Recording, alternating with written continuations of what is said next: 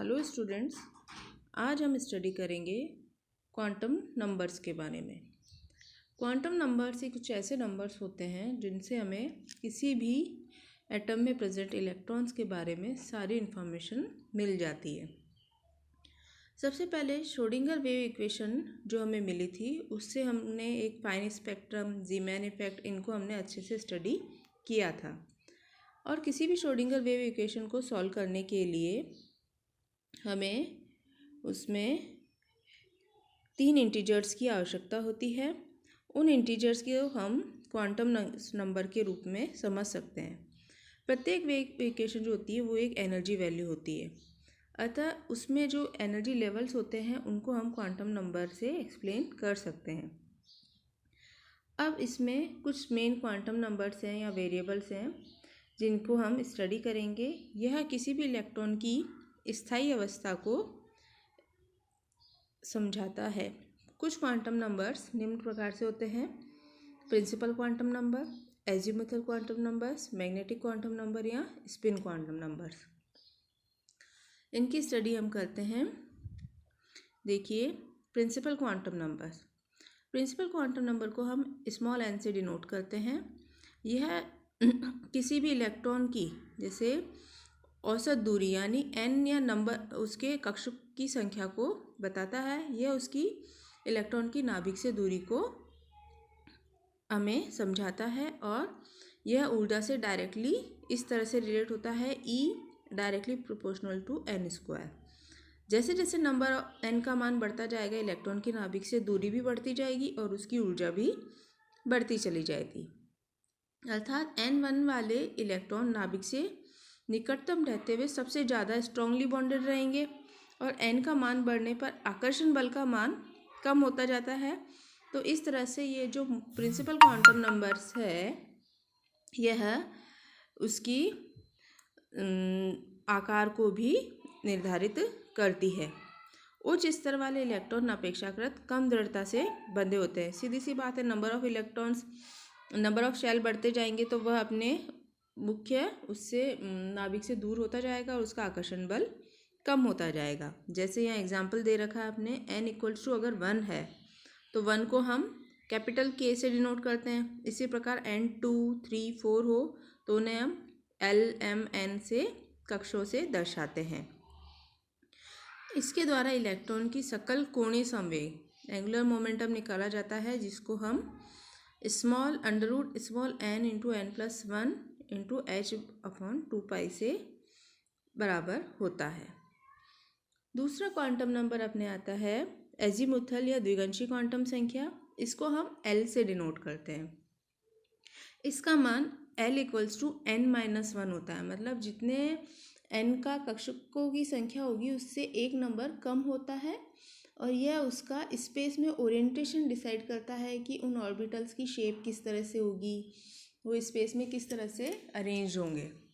तो इसे स्टडी करने से हम इसे देख लेते हैं कि मुख्य ऊर्जा स्तर विभिन्न उप स्तरों में विभाजित होती है। ये इनके सब शेल हैं, इसको हम L से बताते हैं। हाइड्रोजन में मुख्य ऊर्जा स्तर के सभी उप स्तरों की ऊर्जा समान होती है क्योंकि वहाँ n = 1 ही होता है। लेकिन परमाणु में इलेक्ट्रॉन की संख्या बढ़ने पर इनमें भी डिफरेंस आ जाएगा। अगर n 2 है, 3 है तो उसमें L के वैल्यूज़ बदलती जाएंगी। अगर L = 0, 1, 2, 3 है तो L और n में यह रिलेशन होगा कि L जो होगा वह n-1 के बराबर होगा। देखिए, L के मान 0 से n-1 तक होते हैं। अब जैसे L की वैल्यूज़ को हम इस तरह से भी लिख सकते हैं, L 0 to 1, 2, 3। तो उस स्थिति में जो 0 है वह S के लिए, 1 P के लिए, 2 D के लिए और 3 F के लिए पदनाम दिए गए हैं।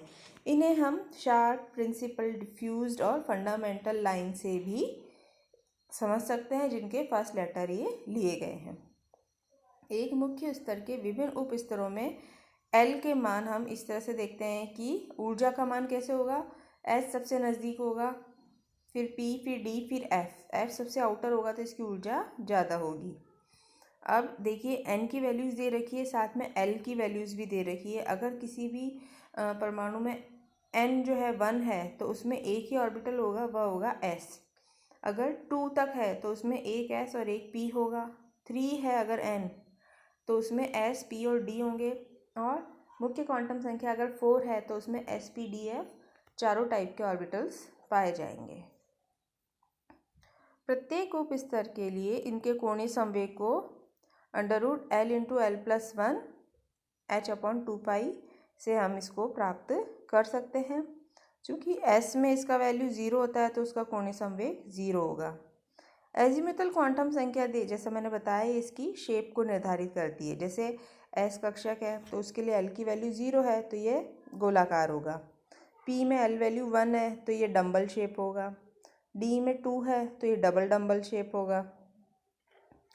और तत्वों का इलेक्ट्रॉनिक कॉन्फ़िगरेशन लिखने के लिए हम उसको इस तरह से लिखते हैं, जैसे 3d2।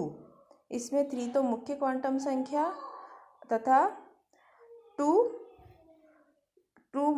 इसकी होगी 2 इलेक्ट्रॉन की संख्या को बताएगा, और d के लिए l की वैल्यू 2 हो जाएगी। अब देखिए इसमें चुंबकीय क्वांटम संख्या, थर्ड चुंबकीय क्वांटम संख्या को हम करते हैं। जैसे भी कभी भी कोई भी चार्ज स्पीशीज जब मूव करती है तो उसमें उसका अपने आप में कोई मैग्नेटिक फील्ड जनरेट हो जाता है। इसको स्टडी करने के लिए इसे हम चुंबकीय क्वांटम संख्या से समझेंगे कि किसी तत्व के लाइन स्पेक्ट्रम का चुंबकीय क्षेत्र की उपस्थिति या अनुपस्थिति में जब हम स्टडी करते हैं तो इसमें चुंबकीय क्षेत्र की उपस्थिति में बहुत नज़दीक से हमें लाइंस का बैंड प्राप्त होता है, जिसे हमें ज़ीमैन इफेक्ट कहते हैं। इलेक्ट्रॉन के साथ एक चुंबकीय क्षेत्र होगा, क्योंकि वो एक चार्ज स्पीशीज मूव करेगी तो उसका मैग्नेटिक फील्ड होगा ही होगा। तो हम एक इलेक्ट्रॉन को छोटे क्षण चुंबक की तरह मान सकते हैं। अब हम इसमें एक टर्म और आ रही है डीजनरेट। समान ऊर्जा की एक से अधिक अवस्थाएं होने पर वह डीजनरेट कहलाता है। अर्थात चुंबकीय क्षेत्र लगाने पर कक्षकों की, जब मैग्नेटिक फील्ड लगाए तो समान ऊर्जा वाले ऊर्जा स्तर ऊपर नीचे हो जाते हैं एनर्जी में, तो उसकी डीजनरेसी रिमूव हो जाती है।